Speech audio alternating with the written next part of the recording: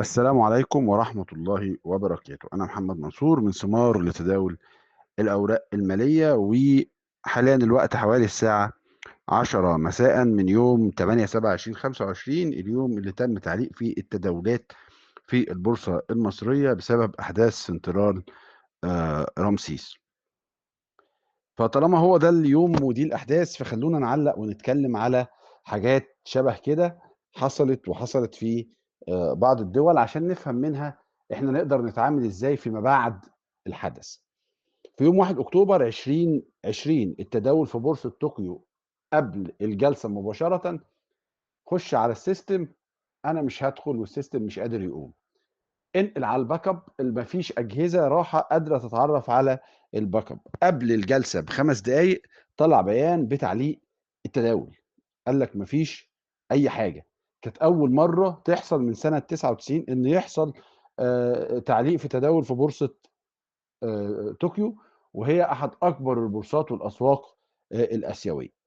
السبب طبعا قال لك في مشكله في النظام الأساسي، ولم يتم التعرُّف أو استعمال النظام الاحتياطي، والموضوع خَد وقت كبير جدًا. المشكلة بدأت من 08:00 قبل الجلسة وما انتهتش لحد ما الجلسة اتقفلت. السوق خسر يوم كامل من السيولة. شركات السمسرة العالمية، البنوك العالمية، البنوك المحلية، المركزي الياباني اللي هو أكبر مشتري في البورصة اليابانية، كُلّه ما قدرش يعمل أي تداولات في اليوم ده.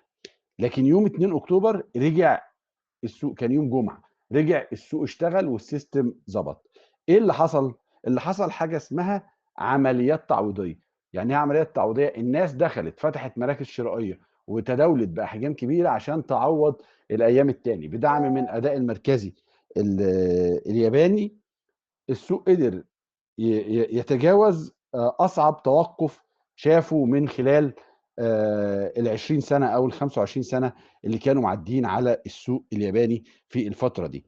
العمليات التعويضية تمّت بأحجام تداول أكبر من الأيام اللي بعدها. ده المثال الوحيد اللي عندنا؟ لأ، عندنا مثال تاني. في أغسطس 2013 حصل توقُّف، لكن مش بالحجم ده، مش طول ال6 ساعات اللي حصلت. طب حصل فين؟ حصل في بورصة ناسداك في أمريكا. 22 أغسطس 2013 حصل مشاكل برضه في السيستم بسبب load عالي من البيانات على سيستم معيّن، والدنيا وقفت 3 ساعات و11 دقيقة بالضبط. رجع التداول في حوالي 25 دقيقة، كان باقي حوالي ربع ساعة، نُص ساعة على التداول. كان متوقّف عن التداول أكتر من 3000 سهم.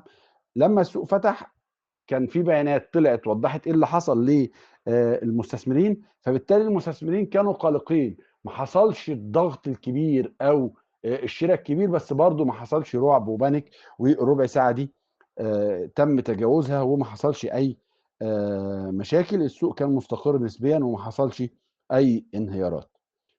طيب، ده الآخر؟ لأ، ده مش الآخر برضه. يوم 24 فبراير 2021 بورصة الهند حصل فيها مشكلة والتداول وقف لمدة 4 ساعات. الناس كلها كانت مستغربة، شركات السمسرة، البنوك، كل المتداولين مش عارفين إيه المشكلة، اللي بدأت مرة واحدة الساعة 11 و40 دقيقة، وقبل نهاية الجلسة بدأت ترجع. لمّا والذين رجعت يبيتون لمّا رجعت لربهم التداولات سجدا حاولوا يمدّوا لهم فترة عشان يقفلوا وقياما. الpositions المفتوحة. يبقى الposition المفتوحة ات ات ات اتمدّت تداولات شوية عشان الناس تقدر تقفل الشِرا اللي حصل في الفترة اللي قبلها. ظهرت هنا تاني موجات الشِرا التعويضية اللي كانت قبل الفترة اللي كانت في البورصة اليابانية، وبرضه الناس مع هزة بسيطة دخلوا تاني شِرا وقدروا يحرّكوا السوق لفوق، وحجم التداول كمان ارتفع بالعمليات التعويضية، و ما حصلش ضرر كبير.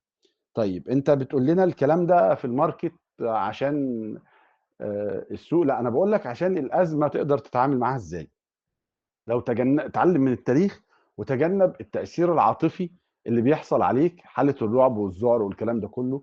استفيد منها، ما تخلّيش استفيد منها عند الآخرين مش عندك أنت.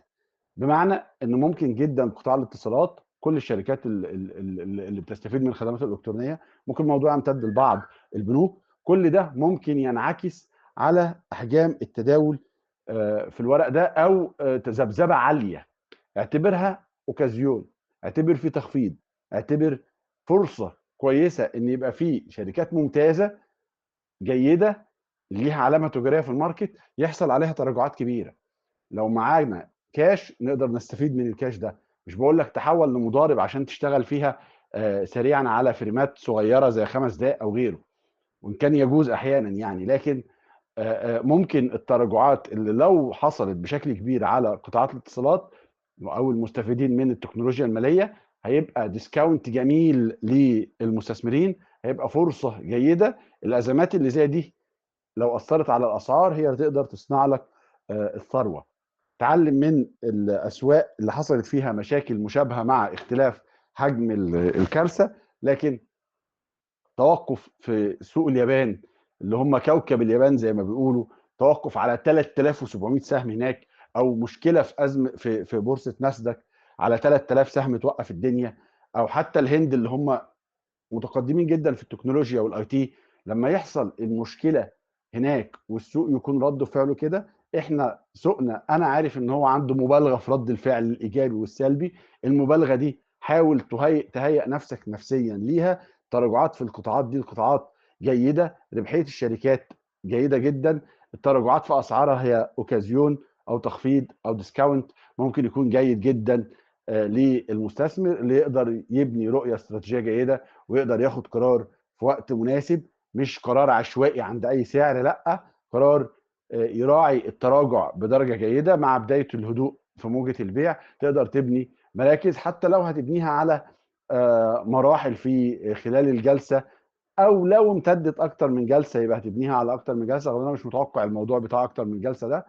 حال ان احنا تداولنا غدا، يعني حال ان احنا تداولنا يوم 9، مش متوقعين الامتداد الموضوع لاكتر من كده. لحين كمان مصرية اتصالات ما تطلع لنا بيان عن الخسائر الماديه عندها، المفروض التداولات عليها تعلق لحد ما يطلع بيان كامل نفهم ايه حجم الخسائر الماديه عندها. وان كان طبعا عندها خسائر بشريه في 4 شهداء ربنا يرحمهم ويجعلهم من اهل الجنه. ده كان تعليق بسيط عشان لو حابين نستفيد منه. وشكرا ليكم وتحياتي.